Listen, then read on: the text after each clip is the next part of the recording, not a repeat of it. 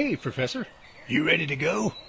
Yeah, I've got everything all set. Sleeping bag, food, fishing pole, it's all here. Well, good. Here, let me help you with some of that. I'll just get that food box right there. I don't know. Are you sure you can lift that? Well, unless you're bringing a box of lead, it shouldn't be a problem for me. Why? Well, you know, you're not as young as you used to be, so I just figured you might. Hey, what'd you say? You're gonna have to speak a little louder, Sonny. I'm kinda deaf because I'm so old. But I was just... Before we head out of town, I need to stop off at the pharmacy to pick up my heart meds. Wouldn't want an old man to have a heart attack out there now, would you? Wouldn't want to have While I'm there, I better pick up some Bengay for these old muscles of mine. Yeah, but I just... Oh, and a blanket, too, just in case I get tired while we're hiking. You just never know when someone my age might need to take a nap. Look, all I meant was... Oh, and a set of crutches, too. Gotta have the crutches. That's pretty rough country out there, you know. You just never know when some ancient, decrepit old geezer like myself might take a fall and sprain an ankle or break a bone. But I didn't Just mean... a few necessities for someone my age. Boy, you sure know how to make a guy feel bad, don't you? Tell you what, when we get to the campsite, I'll race you around the lake. Race me around But I get a 10-second head start because of my limp. All right, quit already. You're gonna make me cry. I get the point. Let's just go. Son, you're just too much fun to pick on. With the research lab shut down, Jerry and the professor are off for a little rest and relaxation at the lake. However, what awaits them is not what they expect. But they're not the only ones. It looks like just about everyone is in for something new. What's around the corner? There's no telling. But you can find out right here and now on Sasquatch Episode 11, The Path of Change.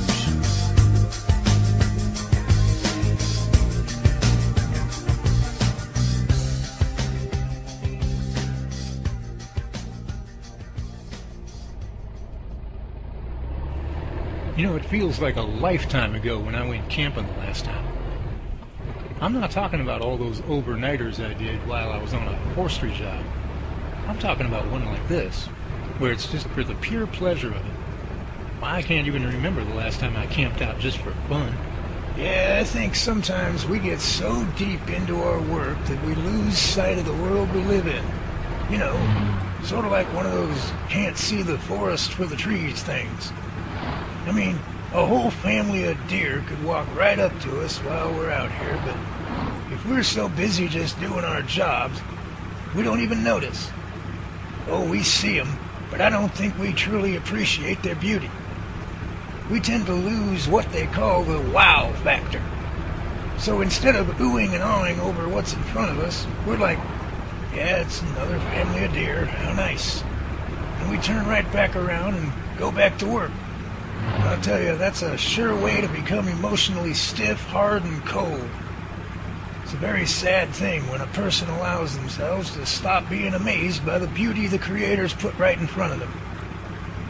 If someone can come out here and see all this up close and personal and not feel any kind of spark in their emotions, or not be changed by it in some way, shape, or form or another, then there's something terribly wrong inside. Yeah, I'm afraid that's a little of what happened to me lately.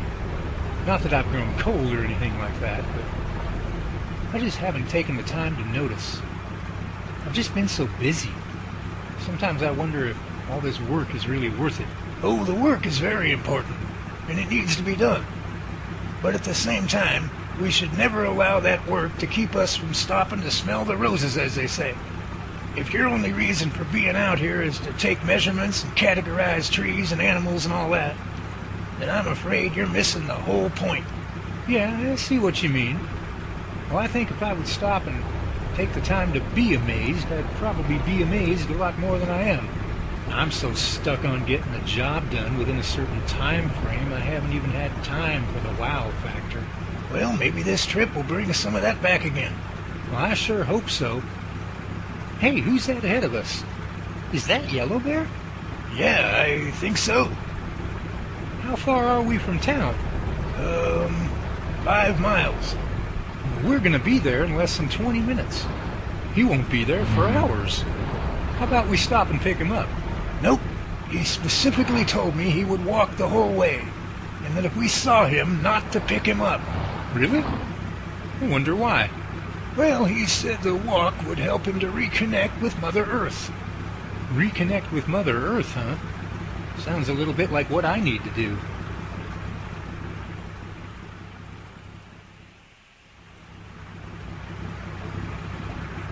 Professor, how fast are you going? Oh, about 40 miles an hour. Have you been going that fast the whole time? Well, except for when we were leaving town, yeah, pretty much the whole way. Why? Look up ahead there. Who do you see? Can't be. We passed him 5 miles back. Well, either we're both hallucinating, or else Yellow Bear has found the secret to time traveling. Well, I'll be doggone. Yep, it's him all right. I don't know how he's doing it, but it's him. I almost feel like Rod Serling's suddenly going to jump out from behind a tree somewhere. Well, stranger things have happened, I tell you. Well, I don't know about you, but I got a few questions to ask him. Who, Rod Serling? No, Yellow Bear. I want to know how he's doing this. I don't care who he is. Nobody can travel 10 miles on foot in that short amount of time. Well, it'll certainly be interesting to see what we find when we get out to the campsite. Yeah, maybe we'll find Rod Serling roasting marshmallows over the campfire.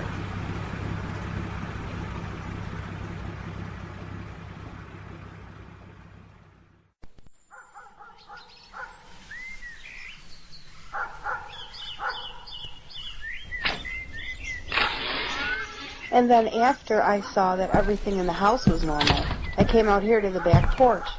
And that's when I found this. Did you notice anything else out of place, Mrs. Davenport? Not in the house, no. But out here on the porch, I have no idea. I was so traumatized by what I saw, I didn't even bother to look around after that. I just went back inside and called you guys. Well, as you look around right now, does anything catch your eye as being out of place at all? No, not that I could tell. Well, we'll get an investigator as soon as possible to do a full search for prints. In the meantime, I don't want you to touch anything out here. Leave everything just the way it is. I'm going to take several pictures so we can have a visual record of everything just as it was when you found it. Oh, you won't get an argument from me about that. It gives me the creeps just coming out here. Well, we can double up on patrolling your area for sure, but we don't have the personnel to guard your house 24 hours a day. So you'll just have to make sure you keep all your doors and windows locked at all times. But if you hear or see anything suspicious, you get on the horn and give us a call pronto. Oh, I will. You can be sure of that. Okay, well, I guess that's all for the moment. Let's go around the front of the house to check one last time for anything odd or out of place. Then I'll take a full set of pictures. Well, I just want to thank you for getting here so quickly. When I got home, I felt so good and happy to be back again. I checked everything in the house, and it all looked totally normal. But when I saw all this back here, it just brought me right back to the same fear I had the day the Sasquatch broke in. Only this time, it was worse. Worse? I don't understand. Well, don't get me wrong. When the Sasquatch broke in the window that day, I was scared. No doubt about it. But at the same time, I also felt like he wasn't there to harm me, and certainly not kill me. But when I read this on the back of my house, it suddenly made me feel like my very life was in danger.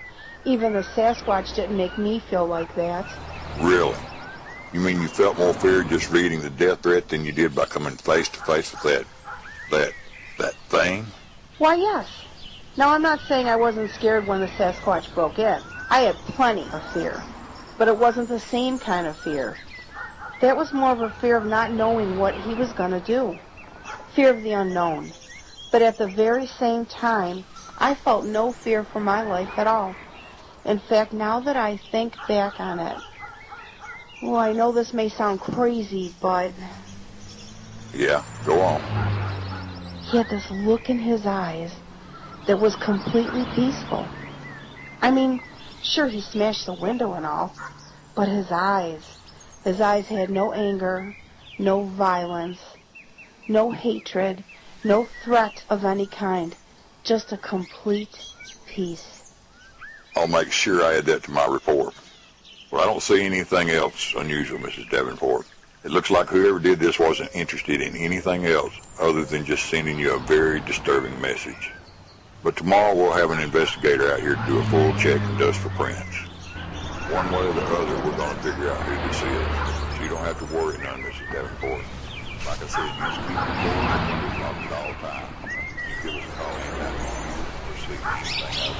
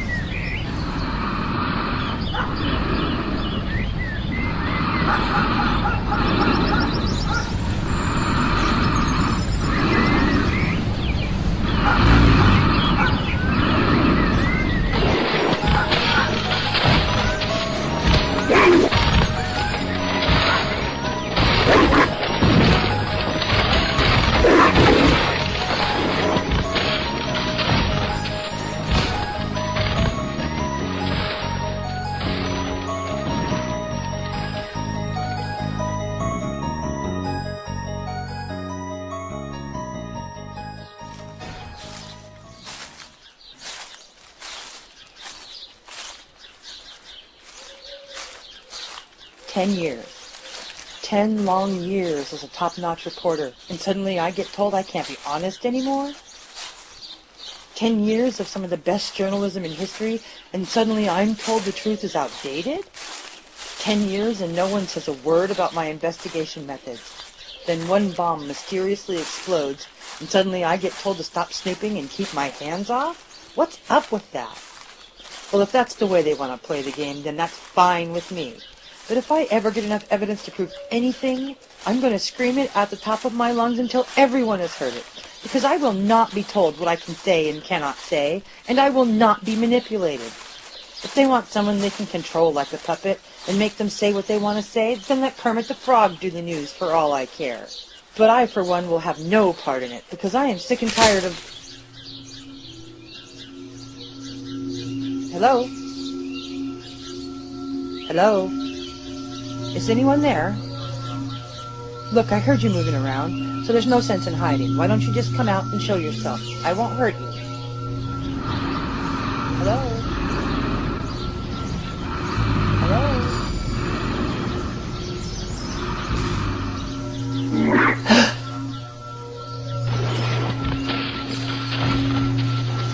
Oh my God.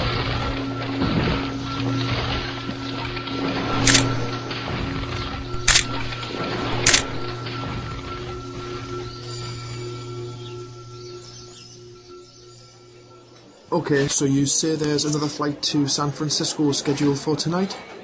And what time is departure? Alright, 9:45. Okay, great, thank you. No, that's everything, thanks. Yes, I will. Great, that's brilliant. Thank you, cheers now, bye.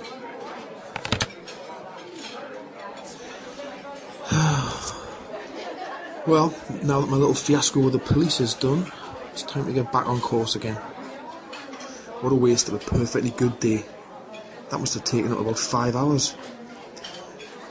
Just a simple drive to the airport, he said. Just a one-stop trip to San Francisco, he said. It'll be easy, he said. Yeah, right. Well, I still have about an hour before I need to be at the airport. Sure hope I can get through the checkpoint this time without any trouble.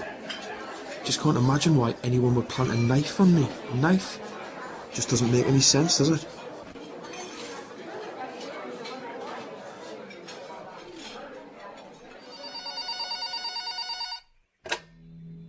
What is it?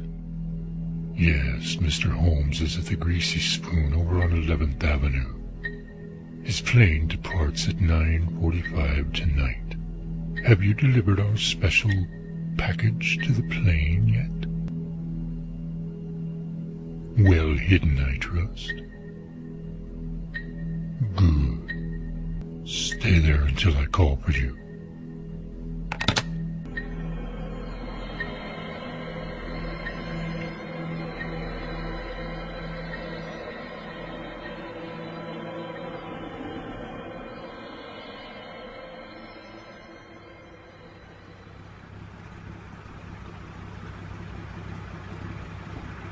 Well, the lake and the campsite are just around the next corner. Good. I didn't get a chance to eat lunch, and I'm starved. Well, we'll have to dig out some of that food you brought along, and we'll sit down and have ourselves a regular picnic lunch. Maybe Yellow Bear will catch us some fish, and we can even cook them. Holy mackerel, will you look at that? What in the world is all this? Looks like Yellow Bear's been just a mite busy. You think? Look at all this. I've never seen so many fish in one place, except maybe in the supermarket. There must be dozens of them. And look over there, there's a tent already set up. And a campfire going, too. How did he manage to pull all this off? You got me. Well, let's get out and have a look around. You can't be too far away. I cannot believe he got here ahead of us after walking 20 miles. How did he do it? I'm not sure yet. Wait, what's this on the campfire? Looks like some kind of soup. Smells good, too. Professor, I don't get it. I'm going to check the tent. Okay. Meantime, I'll scan the lake and see if I can spot him. I see quite a few footprints around that match his shoes, so it's definitely him, all right. He can't be very far away. Maybe he's just going for a walk. Professor, I found something. What is it? Looks like a note. I found it attached to the tent flap. A note, huh? Let me take a look at this here thing. To my dear friends, Professor and Paleface. I had intended to meet you here when I arrived, but as I was preparing the campsite, I heard the Great Spirit speak to me very clearly. He said, "Go to your people and be with them, for they're in need of you. Reconnect yourself with them, with me, and with the earth as you were taught to do. Do not delay. So it is with deep sorrow that I must depart from you and go to be with my people. It was a pleasure to meet you and get to know you both. Professor, you have much wisdom and insight. Use it well. Paleface, do not allow your tongue to make you deaf. Hear the whole matter, study it, and know it well before you speak. One day you too will achieve the wisdom of the Professor. The fish and soup are yours to enjoy and share with others as the need arises. Please accept them as my gift to you for welcoming me into your lives. Now I must go to my people and be with them. Smoke and prayers to both of you. May the Great Spirit watch over you. Goodbye, Yellow Bear."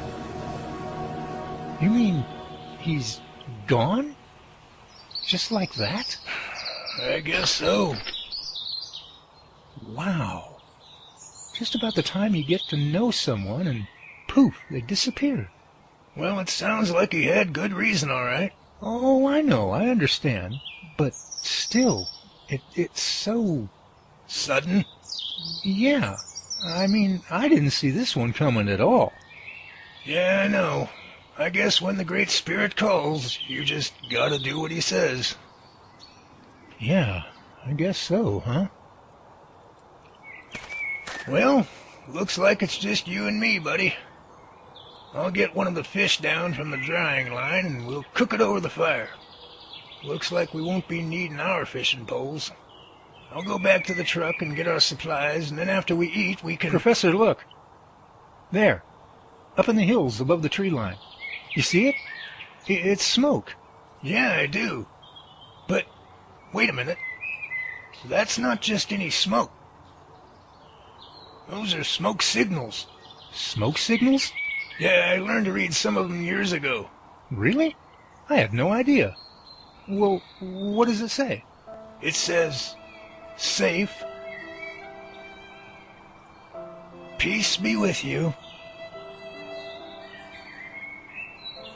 And one last goodbye."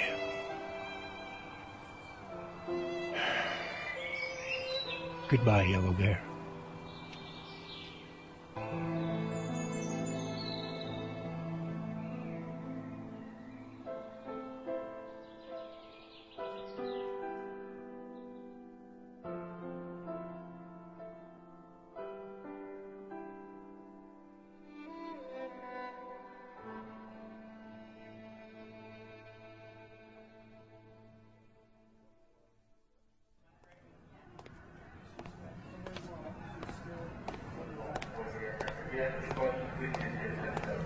Well, here we go again.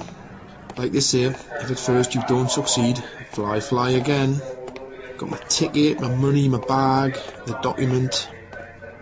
Guess I'm about as ready as I'll ever be. At least I made it through the checkpoint this time. I sure wouldn't want that to happen twice. No thank you. Well, this will be the first time I've done one of these flights at night. The weather looks pretty good, so that shouldn't be a problem. Let's see, what's this? What's this sign? Please have ticket ready at plane entrance. Okie dokie.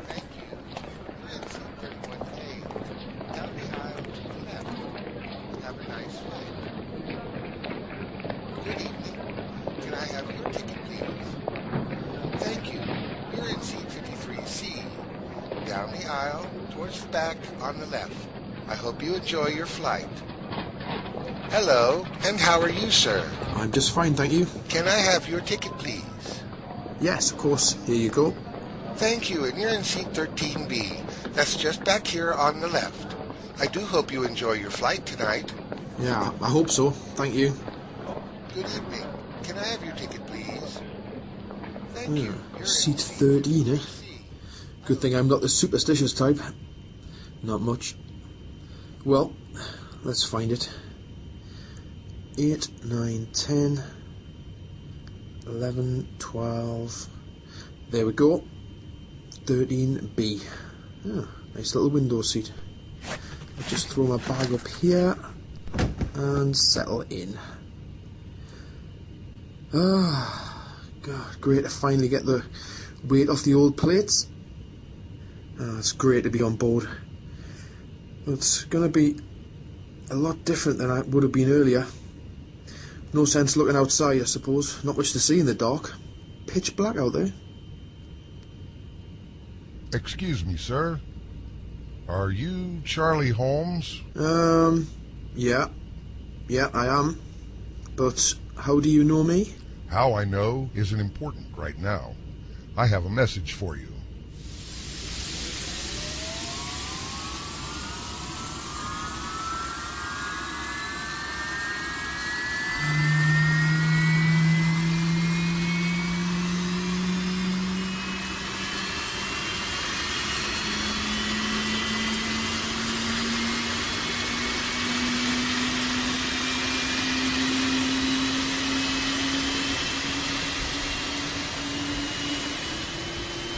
Cathay 250, clear for takeoff 9 right.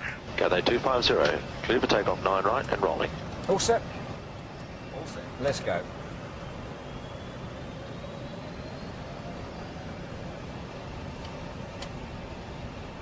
Max thrust.